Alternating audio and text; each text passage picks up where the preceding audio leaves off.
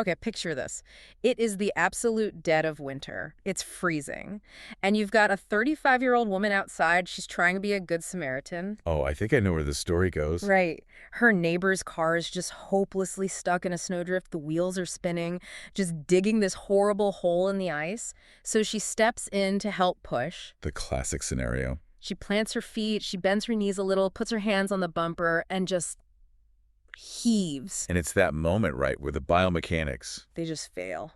suddenly, in the middle of all that effort, she feels it, a snap. It's this sudden sharp pain right in her lower back. Stops her cold. Completely. She lets go of the car, grabs her back, but, it doesn't end there. Almost immediately, that sharp pain just transforms into this deep shooting ache, Yeah. traveling right down the back of her right leg. And there it is, sciatica. That transition from the local back pain to the radiating leg pain, that is the absolute key. So she tries to walk it off, thinking maybe it's a cramp or something, but her back feels totally locked. Every single step is agony. Mm-hmm. And then later, she's sitting in a clinician's office, and the symptoms are getting weirdly specific. The pain gets worse when she coughs. Yep. It gets worse when she sits down. And when the doctor examines her, they find something. Well, something pretty disturbing. Weakness in her big toe. Okay, and that detail, the big toe weakness, that is the smoking gun. I mean, if you're just listening to this, you might think, oh, okay, she pulled a muscle pushing the car. Right, a simple strain. But a muscle strain doesn't weaken your toe. It might hurt like crazy, but it doesn't just shut down the power supply to your foot.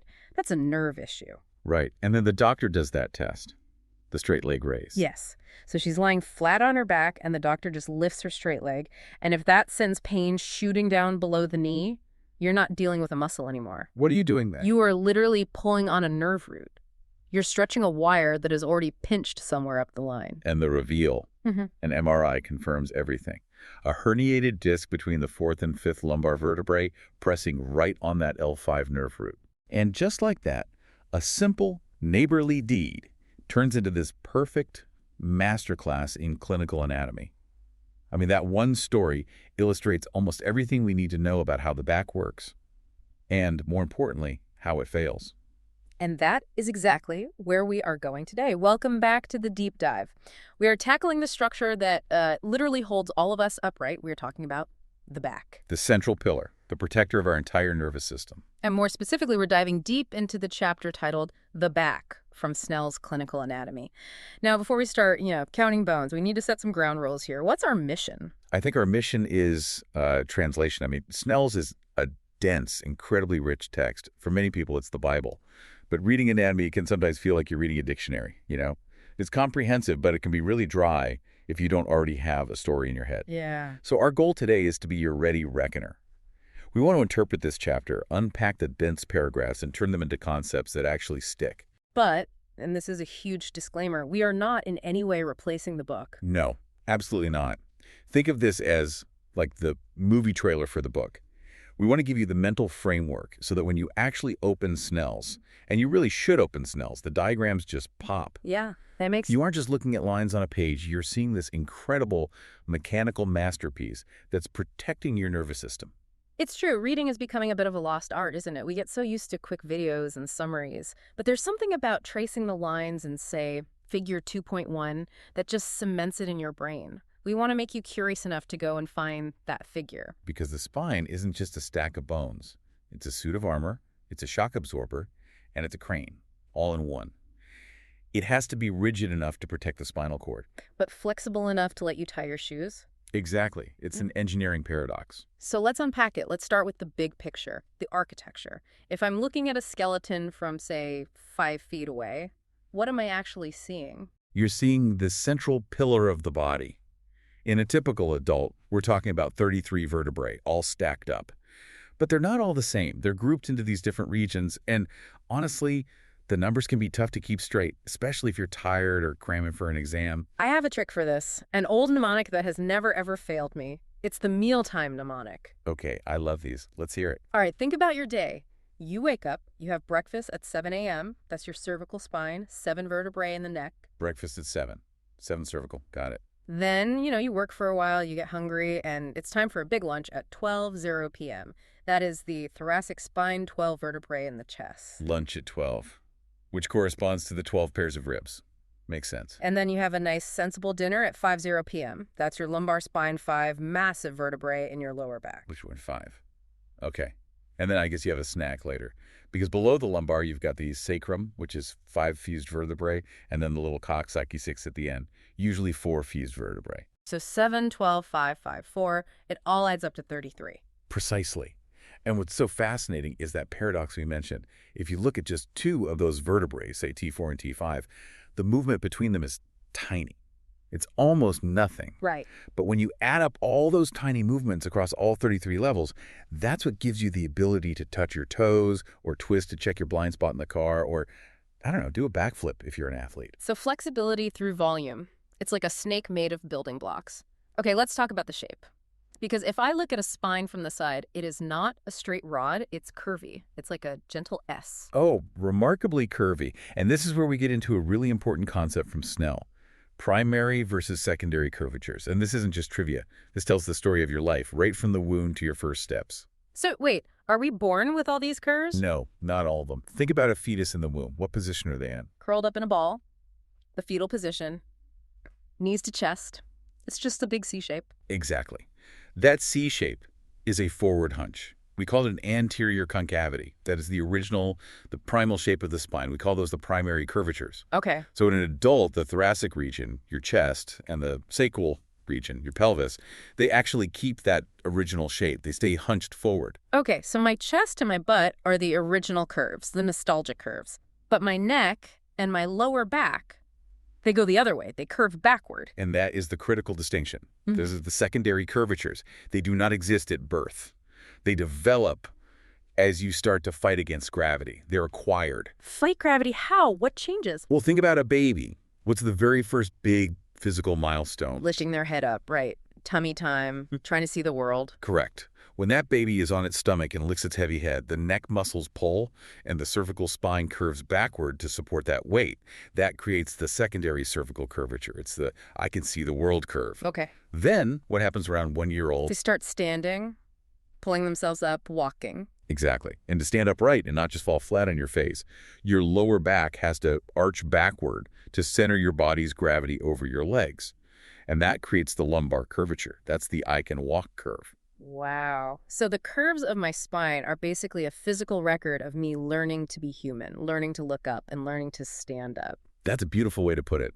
And it matters clinically because when these curves go wrong, that's when we get pathology. That's when we get diagnoses. And Snell mentions a few of these. We've all heard the terms, right? Kyphosis, lordosis, scoliosis. What are we actually looking at? Okay, let's break them down. Kyphosis is humpback. It's just an exaggeration of that primary thoracic curve. You see it a lot in osteoporosis where the vertebral bodies sort of collapse into wedges, or sometimes in tuberculosis of the spine, which is called Pott's disease. The person's just permanently hunched forward. And lordosis. That's sway back. Yeah. An exaggerated lumbar curve.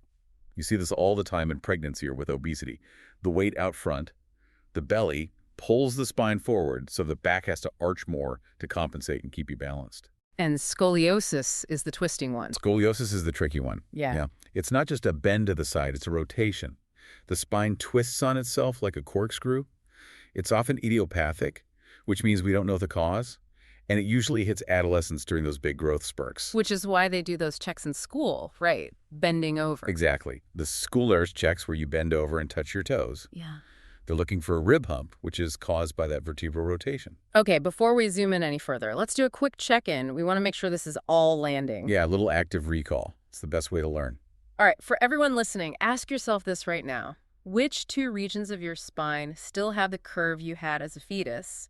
And which 2 developed because you learn to stand up and look at the world? Just take a second. Picture the C shape of the fetus. Picture the baby lifting its head. If you can't name them instantly, primary being thoracic and sacral, secondary being cervical and lumbar, maybe just rewind a minute. It's totally foundational. Got it. Okay, let's move on. All right, let's grab a magnifying glass now and look at a single typical vertebra. Snell uses all these technical terms here. Pedicles, laminae, processes, it can get really abstract. How do we make this visual? The best way, and the way I always teach it, is to imagine you're building a house. Every single vertebra is basically a little house for the spinal cord. I like that. Okay, let's build one. Where do we start? You always start with the foundation, and that's the vertebral body. It's this solid, rounded block of bone at the front. Its job is to support weight. It's the floor slab, The big, heavy part. the big, heavy part. Then, attached to the back of that block, you build an arch. This is the vertebral arch. That's the rus. And the space inside the living room is the vertebral foramen. That's where the spinal cord lives, all safe and protected. So we've got a block and an arch. But an arch needs walls and, a roof. What are the walls? Their short, thick walls connecting the arch to the body are called pedicles. Think of them as the pillars coming off the foundation. And then the flat plates that form the roof itself, which meet in the middle, those are called laminae. Pedicles are the walls, laminae are the roof tiles. That really helps. But vertebrae aren't smooth, are they? They have all these spikes sticking up. Yes. The processes. Think of those as levers or attachment points. You've got one sticking straight out the back, the spinous process. That's what you feel when you run your hand down your own back. The little dinosaur bumps. The dinosaur bumps, exactly.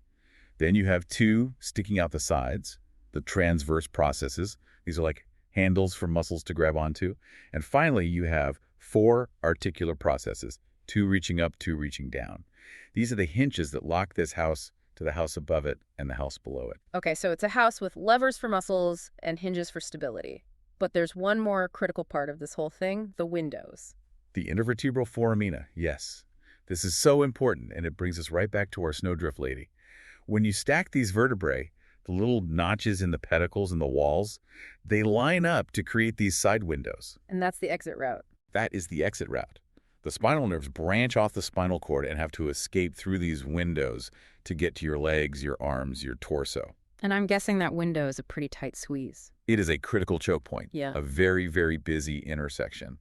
And if anything bulges into that window like a herniated disc or a bone spur, it basically strangles the nerve.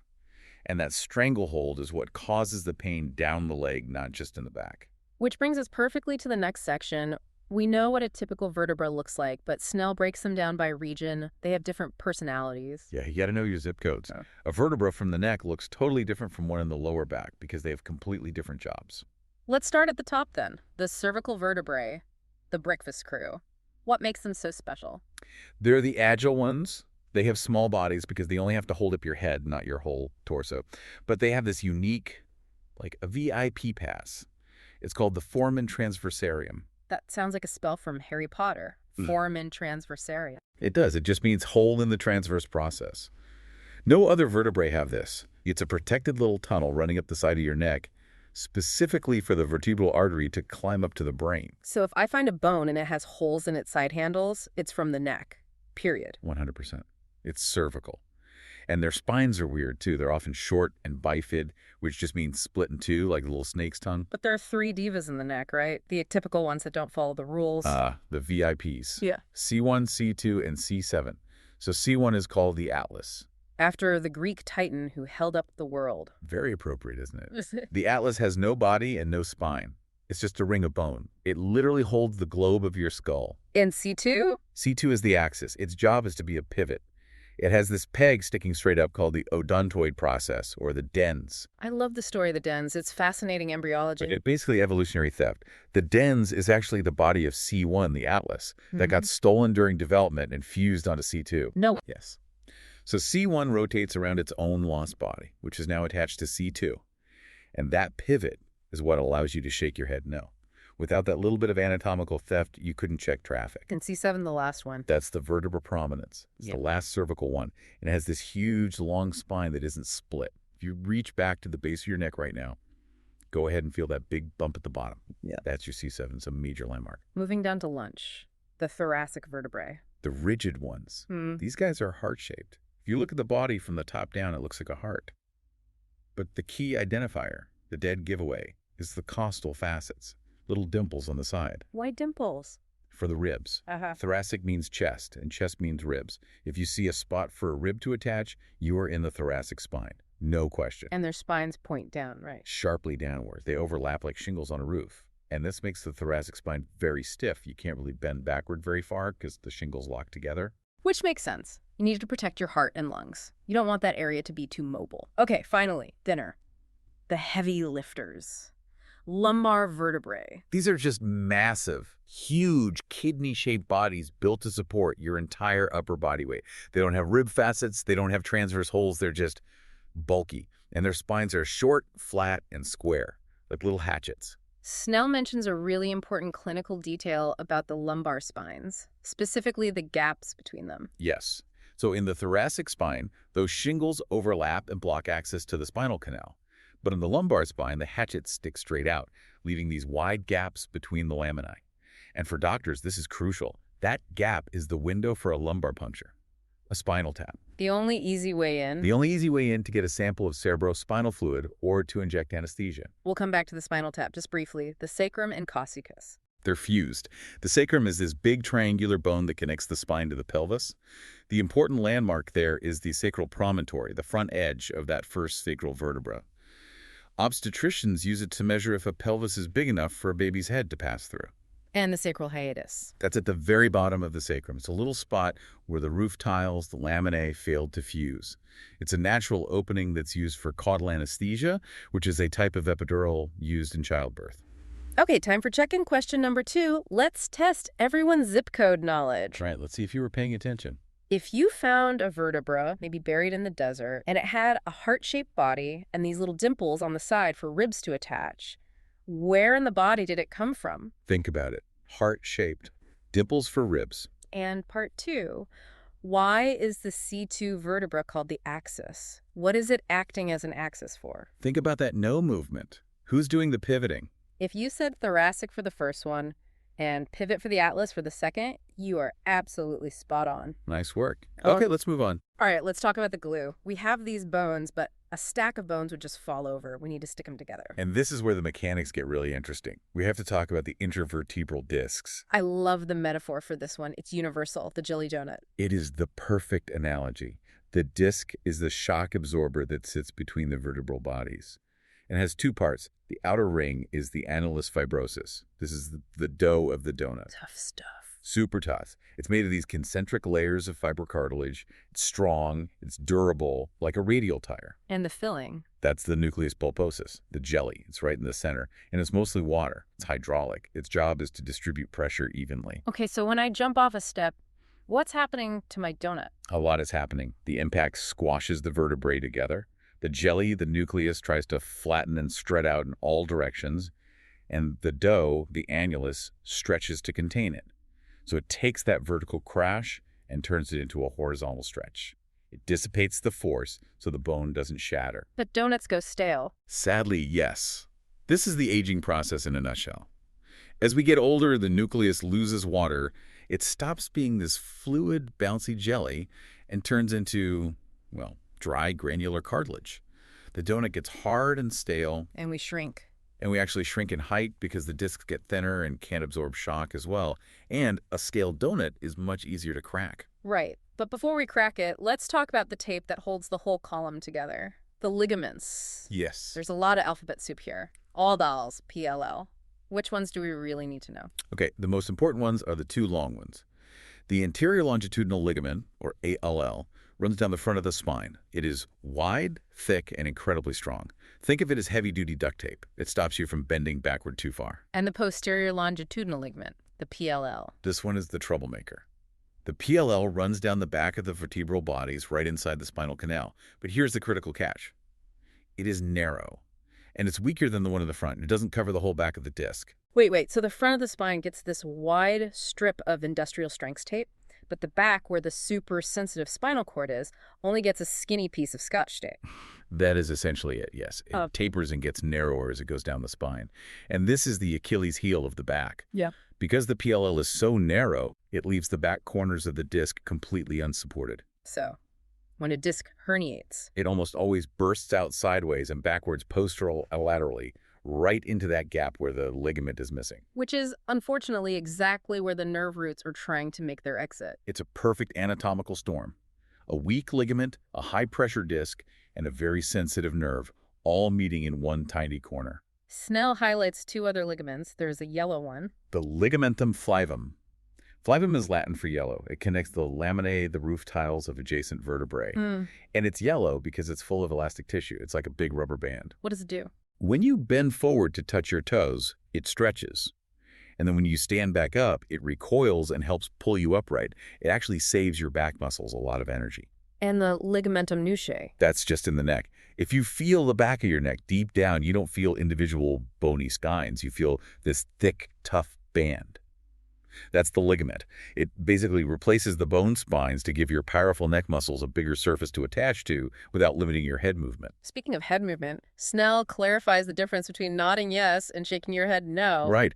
The yes nod happens at the atlanto-occipital joint. That's where the skull rests on C1, the atlas. It's a rocking motion. Rock for yes. And the no shake happens at the atlanto-axial joint. That's where C1, the atlas, spins around, the pivot, the dens of C2. Pivot for no. Got it. Okay, now we have to go back in time. Embryology. The origin story. I know some people's eyes glaze over when they hear embryology, but this explains why things fail later in life. So we all start as these little blocks of tissue called somites, right? Correct. If you look at an early embryo, it's segmented, like a little worm. And those somites are stacked along the embryo's back. They split into 3 parts: sclerotomes, which become bone, myotomes, which become muscle, and dermatomes, which become skin. But here's the wild twist that Snell describes. A single vertebra doesn't come from a single one of those blocks. This is a total mind bender. Each sclerotome splits in half. The bottom half of one block fuses with the top half of the block below it to form a single vertebral body. So every single bone in my spine is a mashup of 2 different embryonic segments. Yes, we call it intersegmental, and it's brilliant engineering. By offsetting the bones from the muscles, it allows the muscles to span across a joint and actually move the spine. If the bone and muscle came from the exact same block, you couldn't move. You'd be rigid. That is so cool. And what about the jelly in the donut, the nucleus pulposus? That's the lone survivor. In the embryo, there's a primitive rod called the notochord. It's our first backbone. Most of it disappears, but little bits of it remain right in the center to become the jelly of the disc. And when this whole developmental process goes wrong, we get spina bifida. Remember the vertebral arch. The roof of the house is to grow from the sides and fuse in the middle over the spinal cord. If it fails to close, you have spina bifida. And it can be mild or severe. Very mild spina bifida occulta, where it's just a hidden gap in the bone, maybe marked by a little tuft of hair on a baby's back. Or it can be catastrophic, a meningomyelocele, where the spinal cord itself actually protrudes out of the body in a sac because the bony house didn't get finished. That's a terrifying thought, but the roof analogy makes it so clear what's happening. The contractors just left early. Exactly. The job's not done. Okay, we've built the spine, we've glued it together, we've looked at its origins. Now let's break it. Let's look at another classic clinical case. The weekend warrior. Ah, yes. The 45-year-old accountant who decides he's going to deadlift a heavy box of old files in the garage. Hasn't been to a gym in, 5 years? He bends over, legs straight, back all around in inflection, grabs the box, and just yanks. Let's trace the mechanics of that disaster. When he bends forward like that, with flexion, the front of the vertebrae squeeze together. Squashing the front of the jelly donut. Right. And basic hydraulics means that pushes the jelly, the nucleus, straight backward. At the exact same time, the back of the donut, the annulus, is being stretched dangerously thin because his back is rounded. So you're squeezing the jelly toward the thinnest, most stretched out part of the dough. Precisely. And remember our old friend, the weak PLL? It's not wide enough to act as a backstop. So the pressure builds, the layers of the annulus start to tear one by one, and then pop. The nucleus herniates. It bursts out backward and sideways. It jams right into the nerve. Now, Snell has this specific and kind of tricky math problem about which nerve gets hit. Oh, this is a favorite exam question and a critical point for any clinician. If you herniate the disc between L4 and L5, which nerve root do you hit? My first guess would be the L4 root. There's the L4, L5 disc. It seems logical, but no. In the lumbar spine, the nerve roots exit the windows above the disc they're named for. So the L4 nerve has already made its exit. It's gone. It's safe. So what gets hit? The herniation bulges out and hits the nerve that is passing down on its way to the next level. We call it the traversing root. So an L4, L5 herniation misses the L4 nerve, but it smacks the L5 nerve on its way down. Exactly right. And an L5S1 herniation will hit the S1 root. In the lumbar spine, it almost always hits the root corresponding to the number below. This explains our snowdrift lady perfectly. She had an L4, L5 herniation, but the weakness was in her big toe. which is controlled by the L5 nerve root. The anatomy explains the symptoms. If you have the map, you can find the roadblock. That's clinical anatomy right there. Okay, one last clinical procedure, the lumbar puncture. We mentioned the hatchet spines of the lumbar vertebrae. Why do they curl the patient into a ball? To open the windows. When you flex the back, when you curl into a ball, you spread those spinous processes apart. You stretch the ligamentum flavum. It creates a nice clear path for the needle right between the laminae. And where are they aiming that needle? Usually between L3 and L4 or L4 and L5. Why so low? Why not higher up? It's all about safety. The solid spinal cord, the actual cord itself, ends around the L1 vertebra in adults. Below that, it's just this bundle of floating nerve roots called the cauda equina, The horse's tail. the horse's tail, and floating nerves are much harder to hit with a needle. I need a metaphor. Okay, think of it like this. Would you rather stick a needle into a block of tofu or into a bowl of spaghetti? Spaghetti, obviously. The noodles would move out of the way. Exactly. The spinal cord is the tofu. It's solid. You'll puncture it. The cauda equina is the spaghetti.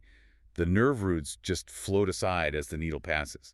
So you always go low, into the horse's tail where it's safer. Spaghetti and tofu. That is visceral. I will never forget that. Anatomy is visceral. It's messy and it's mechanical. We have covered a huge amount of ground today. From 33 bones to jelly donuts, from weak ligaments to traversing nerve roots. What are the big takeaways? I'd say first, form follows function. The mobile neck, the rigid chest, the massive load-bearing lower back. The shape of the bone tells you exactly what its job is. Second, The disc is a hydraulic system. It works brilliantly until it dries out or until you put a bad mechanical force through it. and third, The posterior longitudinal ligament is the traitor. Its weakness, its narrowness, is the anatomical reason we have so many cases of sciatica. It leaves the back door unlocked for the disc to escape. and finally, a thought to leave us with. You mentioned something earlier about evolution, about the cost of being human. Yeah, I mean, humans are the only truly bipedal mammals. We stood up. And that freed our hands to build tools, create art, and, well, push cars out of snowdrifts. But there was a cost. By rotating our pelvis and standing upright, we placed this immense, constant vertical stress on the lower spine specifically, right at that L5S1 junction. So back pain is a price of admission for being human. In a way, yeah. Our secondary curves are an evolutionary compromise. We are fighting gravity every single second of every single day.